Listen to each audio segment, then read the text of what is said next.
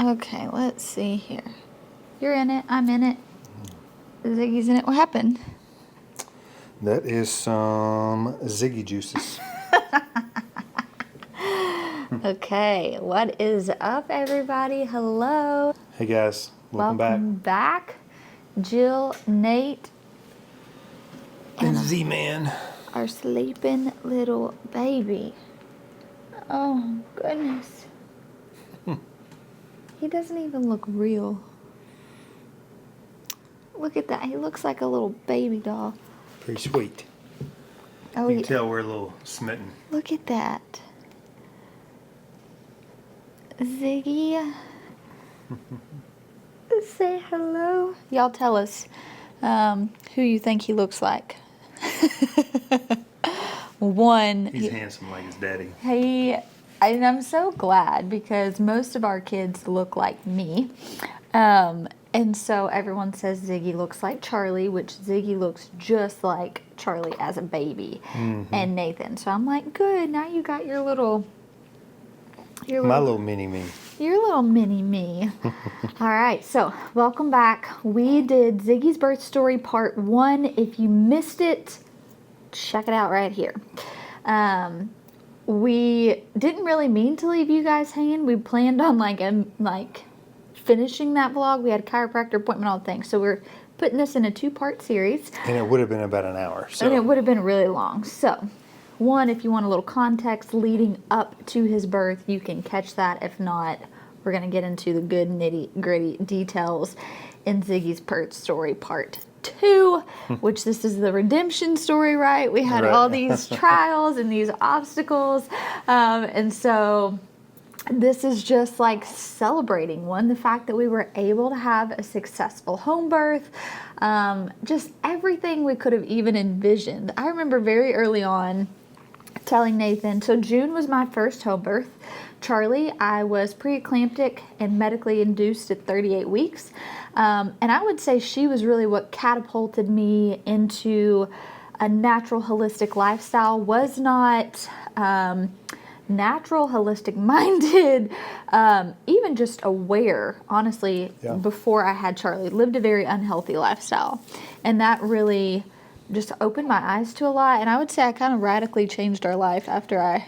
Radically changed, and that's another story, another video. But yeah, there were some things that happened with Charlie when she was born that kind of pushed us overboard into this lifestyle, or started... I guess...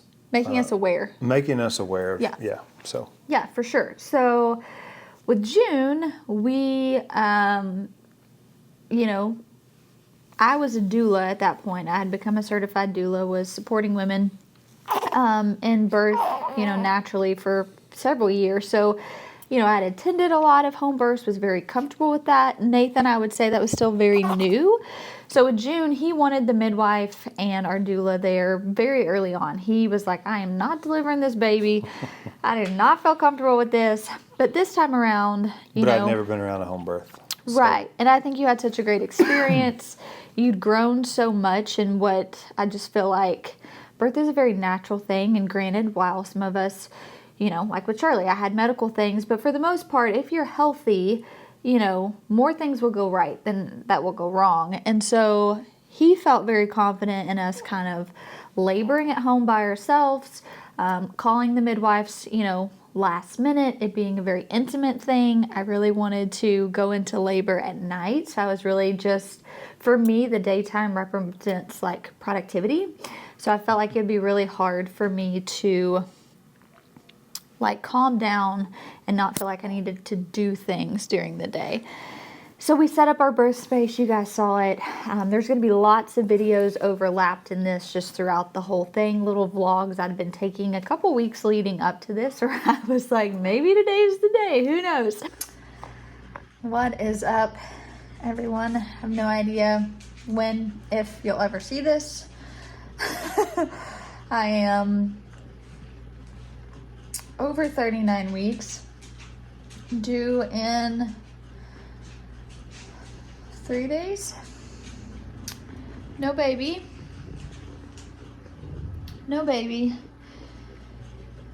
So I am just bouncing on the ball, hip circles on the ball, all of the things on the ball. I'm not really doing any labor-inducing things. I'm actually quite against that, to be honest. I do believe he will come when he comes, but I find my posture's a lot better when I'm on the birthing ball. This just feels good, gives me something to do besides just sitting in a chair. But just checking in with you guys. This will be a part of a birth vlog maybe one day if our sweet little baby boy comes. But yeah, we're doing good. But this time around, I think that when we had talked about it, we were like, well, let's labor the two of us for as long as possible. And then, you know, don't really invite anyone else into the space until we're really, really ready. And if they came very, you know, later on in labor, we felt pretty good about that. Yeah. And I wouldn't say it was anything that like I was super hyper focused on. Just like, oh, well, this would be nice if it was just me and you, this intimate thing, and we called them last minute. Which is exactly Spoiler alert. Spoiler alert. Yeah. So here's some footage of Friday morning. So Thursday morning. I just kind of had a feeling, you know, I knew after all the madness that had went down before I could actually breathe, I just knew my body was going to just relax and he would probably come. And so I was like, you know what, let's go have lunch as a family. What else did we do that day? We like went to a local bakery. Yep, had lunch, just ran a few errands, was out and about. Probably longer than we should have because... Yeah, I think we just hung out for the day. And then I came back and me and the girls, you guys can see here, we harvested tomatoes. I was like, well, I need to probably get this done before I go into labor. And so me and the girls went out there. And while I was actually laying all the tomatoes out on the counter, you guys can see here, that's when I started having contractions that had some power to them. I mean, nothing that I was just like, oh, I'm in active labor, but I was like, all right, things are moving. Maybe in the next couple days, if we can keep this up, you know, he'll come. So I was pretty confident at that point that I would not go past the weekend, because at that point, that was the first time I was really experiencing like strong contractions. And so since I noticed my body was starting that, I was kind of more mindful of like being on the ball the rest of the afternoon. I had been drinking the red raspberry leaf tea since like 37 weeks in pregnancy, and you can actually make that a little stouter. So you can do a half a cup steeped in 32 ounces for like 4 hours, and it's supposed to, like, if your body's ready, will kind of help boost you. And so it's very bitter. It tastes disgusting, but I did that. I did that Friday afternoon, ate me a good old bowl of pineapple and bounced on the ball and really didn't like have any contractions. Like, didn't really think anything of it. Kissed Nathan goodnight, kissed the girls goodnight. And that is when things started to change. Mm-hmm. Yeah, she woke me up at midnight. 12:30. 12:30.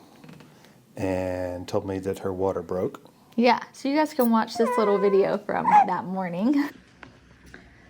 All right, friends, it is 12:30 in the morning. I was waking up with some contractions and my water broke. So it is technically July 19th. So, I mean, sweet baby is gonna be coming today. So, trying to document this while I still can. Nate's asleep. I'm actually about to make some sleepy time tea and try to go back to sleep for a few hours to get through some of these early stages of labor without having to really be awake and thinking about it. But first little real update, 12:30 a.m. July 19th, water is officially broke. Yeah, so 12:30, my water broke. I called my midwife before I ever woke Nathan up. And she was like, all right, we'll try to go back to sleep through them. You know, let me know in the morning if they've progressed. Obviously, if you need me beforehand, give me a call. But, you know, just try to get some sleep. And so I'd woke Nathan up just to make him aware, you guys, if when your water breaks, things start to get a little serious most of the time if you're already progressed, which I'm assuming at that point I was pretty progressed and I've never was checked. So I'm just assuming because of how fast things went from there. And so I was standing in the bathroom, just like little TMI, literally like just dripping water. And I'm like, hey, babe. And you're like moaning. I was like, my water just broke. And you're like, okay, do you need something? Like, no, I'm good. And I went back to sleep. And this turd goes back to sleep. And so I'm like, all right, he's not really concerned about it. My midwife's not concerned about it. I'm going to try to go back to sleep. But it's really hard because I knew at this point I was going to be having a baby within, you know, like things have started. At this point, I had no signs that labor was starting. This was like signaling that this is for real. And so I spent some time in prayer because I didn't want to be anxious about it. I wanted to be calm and clear-headed. And I did. I tried to go back to sleep, but I would say within about an hour, like 45 minutes to an hour, I could no longer sleep through them. Like laying down, I needed to be upright. I needed to be focused on something, really intentional with my breathing. And so I downloaded a quick contraction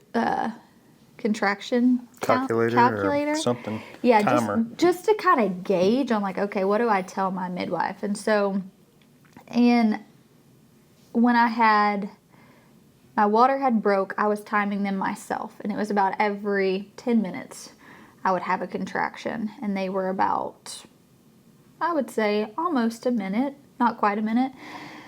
Can breathe through them, we're good. So I got up, I realized that we're still at this point when I started timing them, we're anywhere from 7 minutes to 8 minutes to 9 minutes, still over 60 seconds, but not active labor by any means. So I didn't feel the need to wake Nathan up, but I did go ahead and start prepping my birth space. I got the diffuser going, I turned on, you know, worship music, I had shut the door. I just try to get myself in a good mindset. So I was just kind of laboring by myself at that point. So yeah, so again, water broke at about 12:30. At this point, it's probably an hour later, like 1:30. I labored by myself for about a good 30 minutes. At 2 o'clock, we had jumped all the way down to about every 4 or 5 minutes. I was having contractions for 60 seconds or longer, and they were getting a bit more intense. So around 2 a.m., I called my doula and was just like, hey, I'm really feeling like I need like support through these and I would rather you be here. She also lived an hour away. So I was being mindful that like, I'm not like desperate for her now, but it's going to take her an hour to get here. And I know in an hour, if this keeps up at this rate, I'm going to really need her. And so she advised that I call my midwife, let her know I've asked. And again, and I think just because I've like probably mentally prepared and I was handling contractions so much better that like I had multiple contractions when I was on the phone with my doula and my midwife.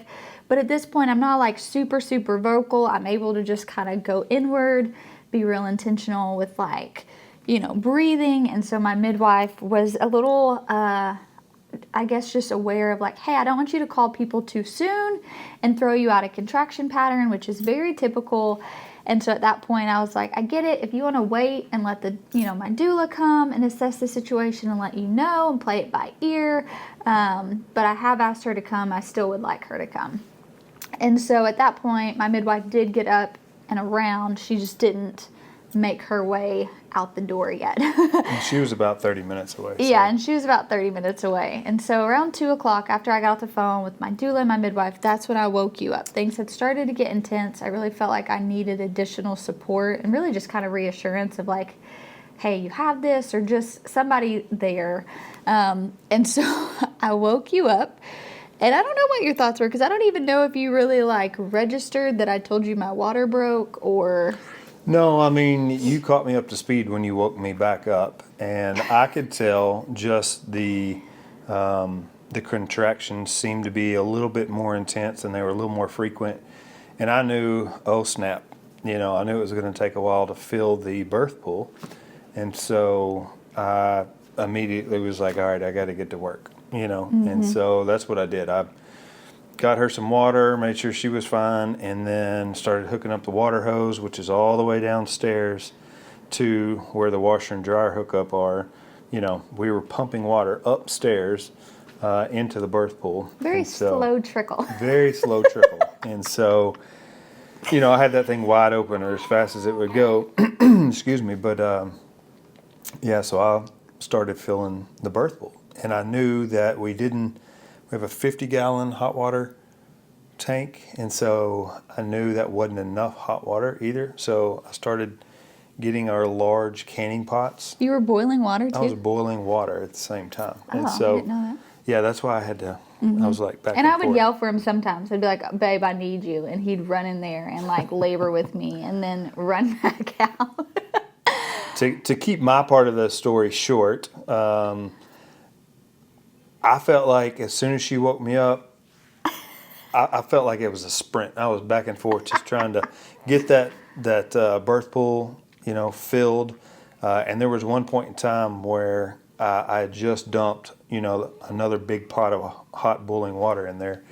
And she was like, all right, I need you. And I was like, okay. So I held her and she was like, all right, I need to get naked. Like, I need to hop in this pool right now. And I was like, oh crap, it's happening. Nobody's here, no doula, no midwife. And I'm sitting there thinking, all right, I'm about to deliver this baby. Go time. I'm about to catch this little buddy. Yeah. Yeah. So that's so true. So we had a birth photographer coming, and I think at this point, she lived an hour away as well. She lived an hour away as well. My plan was like, well, I'll let my midwife get here. I'll let her check me. If I'm at least 5, then I'll go ahead and call, the birth photographer to get up, get her stuff, and come. But in my mind, I'm thinking like, and that's just because they all seemed really calm. You know what I mean? They were like, okay, well, you're doing really great. Like, it could be still early labor. My body's telling me I feel like I'm in active labor. And so when I got to that point of like, Nathan, like I'm pushing, I was like, am I really? Because that whole time frame from like waking Nathan up to feeling the urge to push was about 45 minutes. Maybe an hour, yeah. Maybe an hour. And so I'm thinking like, there's no way I'm about to like have my baby. But then I think it just like made me feel really like reassured in myself of like I did a lot of prep work of like being in the right mindset. I found those things that I knew would bring me peace and calm me down. I don't feel like I rushed to call people.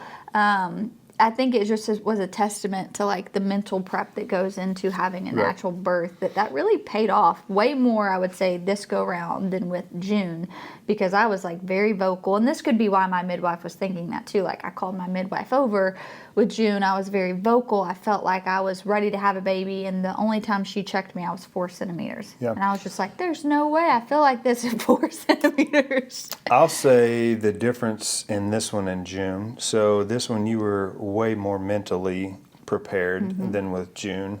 And with June, I felt like you emphasized or focused more on your physical strength. I agree. Like she was doing she did a CrossFit workout the morning she gave birth to June. Like went and did a CrossFit class. Yeah. And so you were really focused on getting your body, your core strength, just ready to be able to I agree. push out a baby. I agree. So. And I also think, too, is like I'd never had a natural labor, so I didn't really know what progression felt like. And now I feel like I knew what active labor felt like. And I had this great little stance, which I didn't realize, but apparently speeds up labor, is because Nathan wasn't there to like be with me during all the contractions, because he was, I should have woke him up sooner. I had both hands on our bedroom wall, kind of like you were being patted down, very wide stance, and I was doing hip circles, and like that was my stance. Are you familiar with that stance? And then I kept like, I would go to the bathroom, and you know, when you're in that position, you're really allowing baby to descend and come down. So I think some of the things that I was doing that just felt comfortable to me was actually speeding up my labor quite a bit. And so, yeah, Nathan had, you know, been doing that. I get to a point where I'm like yelling for him. I'm extremely vocal at this point. And it was just like, you gotta get, I was like laboring in a skirt. I'm like, you gotta get this skirt off of me, like the baby's coming. And so he's like, let me call the midwife. So you called the midwife. That was an oh snap moment for me. I was Although like, we do prep for this. She sends you all this paperwork. She had talked to us about this, what to do to call her. She would walk Nathan through everything. I Like didn't we read the had. paperwork. We had kind of prepared for this. This is just part of, you know, her practice. But I'm like laboring. You're calling the midwife, like, where are you? And I remember her saying, well, I'm gathering my stuff and I'm walking out the door. And Nathan's eyes were... I know, it's like, this is not going to cut it. And she was like, but I think Stephanie, your doula, is ahead of me. And he was like, well, she's ready to give birth. And she's like, okay, well, get her. Where does she want to be? If she wants to be in the pool, get her in the pool. If she wants to be in the bed, you know, get her where she's, you know, ready to deliver, and I'll walk you through it. And Nathan's like, no, I got to call this doula. I got to figure out where she is. So Nathan, like, hangs up the phone and immediately calls our doula. Thank you, Steph. Oh, goodness. Oh, baby. Did you pinch him? I don't know what happened.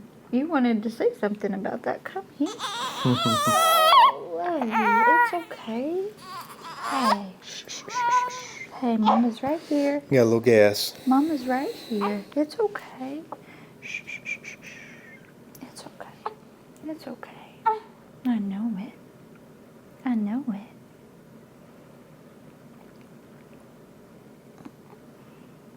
Sweet thing.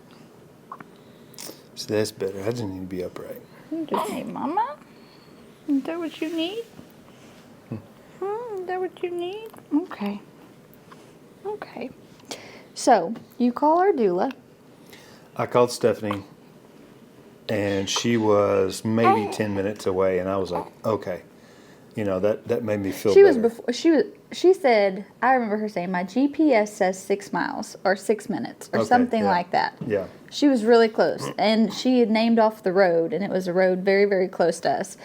And so I just remember not the panic in your voice, the urgency, right? Of like, okay, well, like we're in the pool and like she's pushing. And Yeah. so Stephanie's like, I'm coming.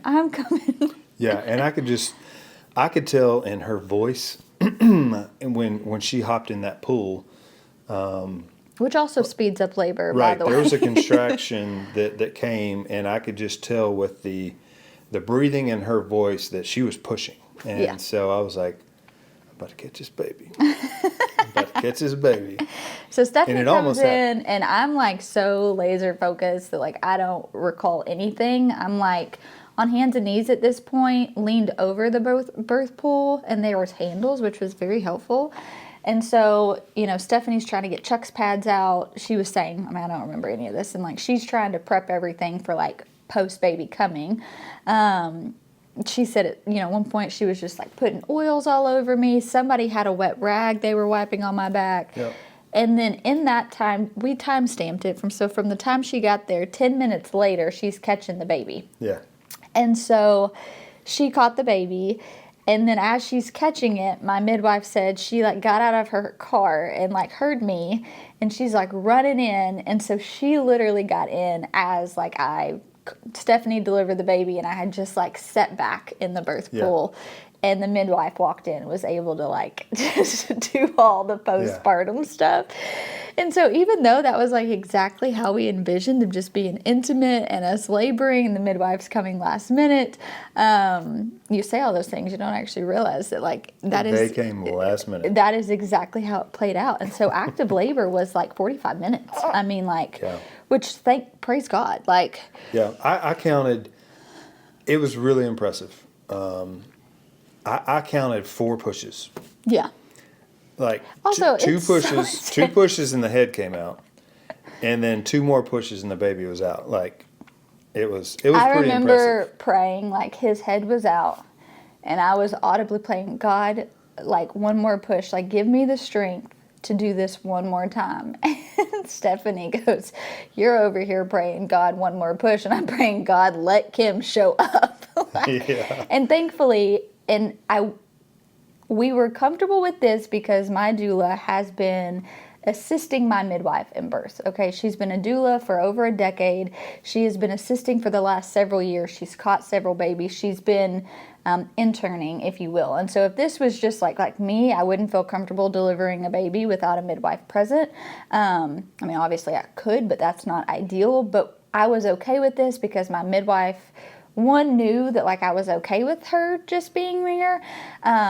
And she also knew that Stephanie had been training under her and was equipped to do something if something, had gone wrong. And thankfully it worked out great. She caught the baby. The midwife walked in literally like within a minute. And so what was so sweet though, and I didn't realize, and you guys will see as you're looking at all these photos, is as I was pushing and became vocal, it woke the girls up. And so Charlie and June woke up. They said that Charlie told me that she opened the door and she could see me pushing, and she told June, let's just wait, Mommy's in there pushing. And so they waited right outside our bedroom door, and when he came out, she heard our doula say, he's here, he's out. And so they walked in. So literally as soon as they give me Ziggy and I like sit back, here come Charlie and June. Yeah. And it was just, I could not have asked for anything better. Sweet. It was so sweet. What are y'all doing? Holding baby Ziggy. You're holding Ziggy. Holding baby brother. Oh, sweet.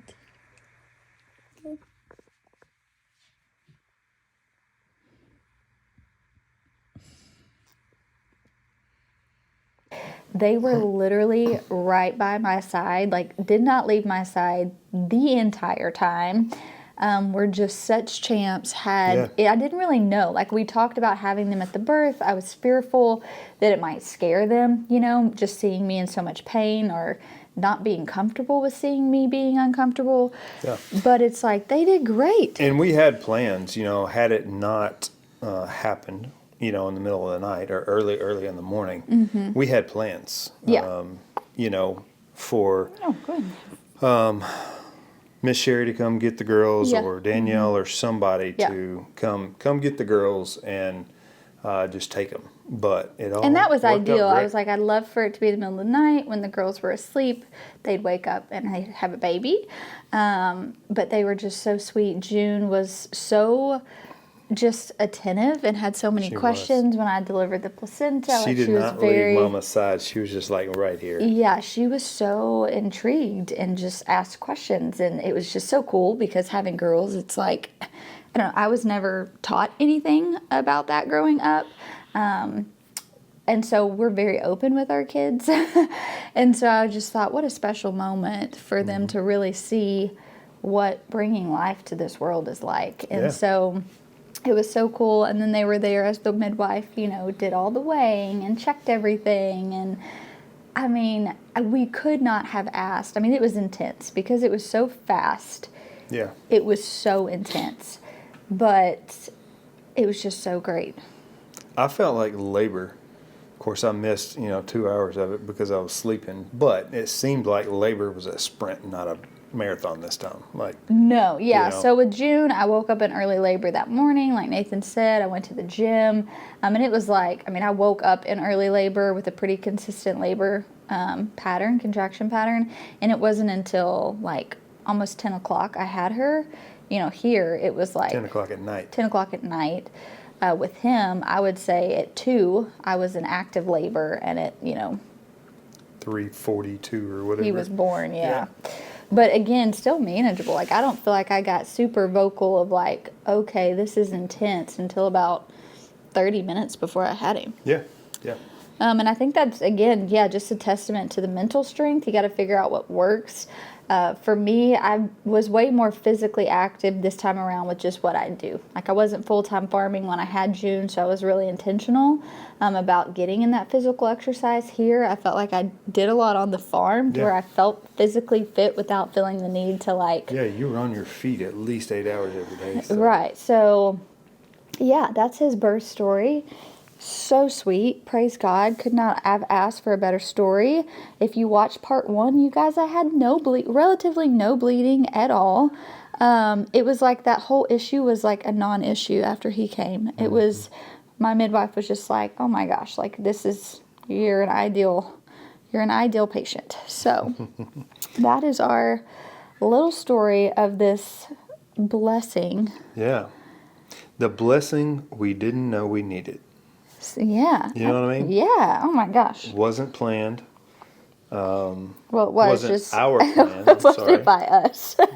wasn't planned by us. But now he has just been really a blessing. Look, Yeah. the girls, myself, we all fight over who gets to hold him. Yeah. You know, Mama hogs him all the time. There's already, Yeah. mommy-son bond. Yeah, I that will I'm gonna have say to- with each of our kids, we dealt with some acting out, some jealousy with each kid that came. And I guess just because our kids were older when we had him, we've not had any of that. They just want to be helpful. Like, and I also think because it's my third baby, you know, if June wants to hold him, I'm like, yeah, sure. You know, like I'm not as anxious probably as I was with, you know, the other ones. That's for sure. And so when they want to hold him, I create opportunities for them to hold them. I don't push them away. I'm not like, leave me alone. And trust me, sometimes I'm like, if you touch me one more time, like they are all up in Mama's grill. But I know that like that's their way of needing me and needing to feel seen. And so I am being intentional to create a space for that. And I feel like by us doing that, by Nathan and I being home, which gosh, is just such a blessing in and of itself, is just having you home. The girls have just adjusted so well. Like they are just so in love with him. Yeah, like they are. every day they're like, I just love Ziggy so much. He is just so sweet.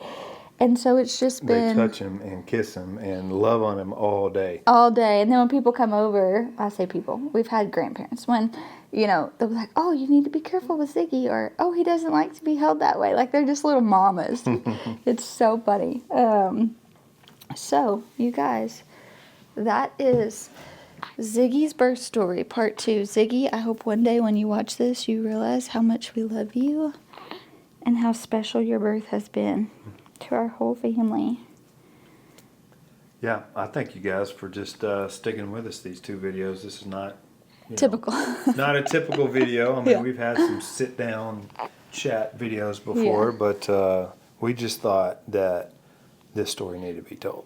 Yeah, People and needed y'all to have hear- just been like a part of this whole journey. I think back like 2 years ago, I was sitting on the couch and I had, you know, had this emergency surgery in the ER. And when you live your life so loudly, you have to be okay with sharing the good and the bad. And there were those moments where we were really vulnerable and shared the bad of like, oh, this is hard. Why is this happening? And then we have the moments of trying to find healing and restoration, and then the moments of, you know, having this blessing. And so these are things that if you're a new subscriber, you're probably like, this makes no sense. I thought this was a farming homesteading channel. But there's been so many of you guys who have been with us literally from the beginning. We consider you guys our family. Like you really have no idea that this is for you guys because you've been a part of the journey. And while it's been hard, now we get to celebrate the blessing that's come from that That's journey. right. So it's been pretty special. That's right. And he is not shy of the camera. No, he gives some good little He smiles. does. He gives some good little smiles. And so hopefully you guys will be seeing a lot more of him. Yes, but thank you guys for hanging out with us, for watching Ziggy's birth story part 2, for all of your prayers. I mean, you guys have just, y'all prayed for a speedy, fast delivery. You prayed for a great postpartum recovery. We just appreciate you guys being prayerful with us in this season. I really do believe that it made all of the difference. And thanks for letting us share this journey Absolutely. with you guys. So hopefully the next video you see, we'll be in the kitchen canning some stuff. Yeah, we got a lot of that to do. We got a lot of canning, but thanks for hanging out with us. We'll talk to you soon. Bye, guys.